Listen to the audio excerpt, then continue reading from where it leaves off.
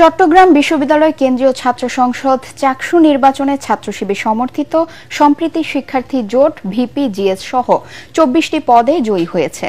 ৭,৯৮৩ vote পেয়ে VP নির্বাচিত হয়েছেন ইব্রাহিম হোসেন রনি। নিকটতম প্রতিদ্বন্দ্বী ছাত্রদলের সাজ্জাদ হোসেন হৃদয় পেয়েছেন ৪,৩৭৪ ভোট। ছাত্র শিবির প্যানেলের সাইদ বিন হাবিব ৮,০৩১ ভোট পেয়ে জিএস নির্বাচিত হয়েছেন।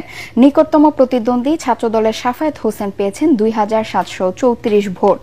এজিএস নির্বাচিত হয়েছেন ছাত্রদল সমর্থিত প্যানেলের আইয়ুবুর রহমান তৌফিক।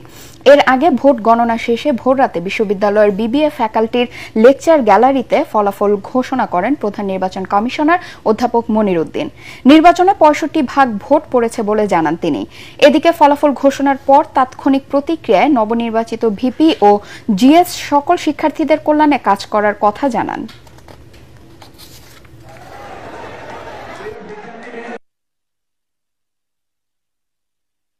আমরা অত্যন্ত আনন্দের সাথে এবং উৎসবমুখর যে দিনটি আজকে অতিবাহিত করলাম, এটি বাংলাদেশের শিক্ষা গ্রহণের ক্ষেত্রে একটা উজ্জ্বল দৃষ্টান্ত হয়ে থাকবে।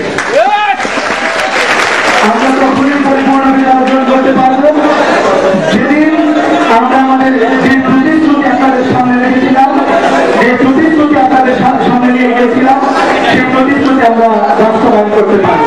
আমরা চাই এই ক্যাম্পাসটা সত্যিকারের স্বপ্নের ক্যাম্পাসে পরিণত হোক। আমাদের অনেকেই প্রতিদ্বন্দ্বিতা করেছে এক একটা পদে, তো আমরা চাই সবাইকে নিয়ে সবার চিন্তাকে অ্যাকোমোডেশন করেই আমরা একটা সুন্দরভাবে যেন চাকসুকে পরিচালনা করতে পারি।